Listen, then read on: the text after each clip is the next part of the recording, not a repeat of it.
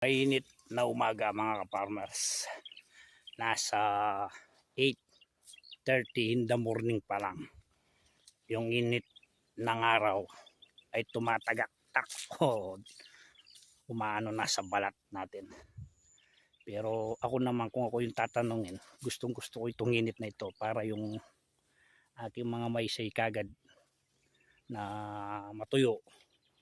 Ito, tinitignan ko sila dahil May na ngayon, marami nang gumik sa mga kasama kong ka-farmers dito. Yung mga ibang may kalabaw, minsan maraming nakakawala sa mga alaga nilang kalabaw. Ito may nakawala. Yan, may sinira siya. Sayang naman, kaya kinukuha ko. Ano? Dito muna tayo. Pahinga muna tayo mga ka-farmers. Upo muna tayo ng konti bago tayo uwi.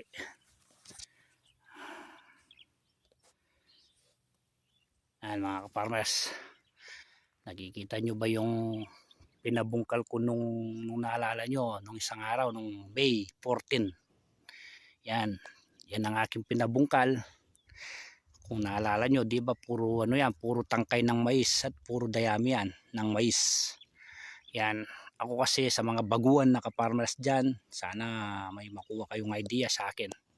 Ako kasi kaya ganito yung ginagawa ko para hindi sunugin yung tangkay ng mais mga ka-farmers na baguhan dyan. Para maging pataba sa itatanim natin palay, yan tangkay ng mais yan. Pangalawa, para tumubo yung mga mais na naiwan o nahulog sa lupa, para pag nagsabog tayo ng palay ay hindi na natin patatanggal yung mga tutubong mais. Dahil pag tumubo na lahat yan, bago tayo magsabog ay pabubungkal na naman natin yan, mamamatay na lahat ng naiwan na mais dyan. Tulad ng yan, yung nakikita nyo yan, tumutubo na. Ano? Ano, tumutubo na sila yan, oh. Yan. Yan, oh, tumutubo na. Lahat ng naiwan na mais dyan ay tutubo lahat yan.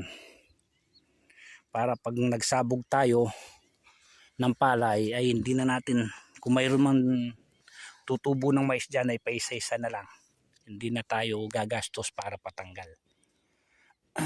Tignan nyo mga farmers, oh, lusaw na. Tignan nyo yung damo. Yung damo, lusaw na. Tsaka yung sa ilalim yan, lusaw na. Magiging pataba na lang yan sa ating isusunod na tatanim na palay mga farmers.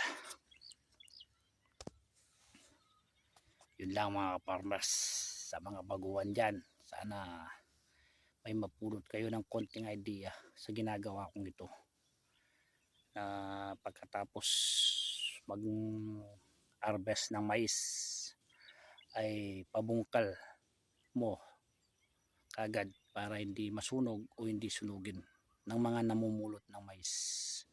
Yun lang mga farmers, sana may makuha kayo ng konting idea. Ang inyong ka-farmers na nagsasabing I'm proud magsasaka mainit na umaga mga ka-farmers.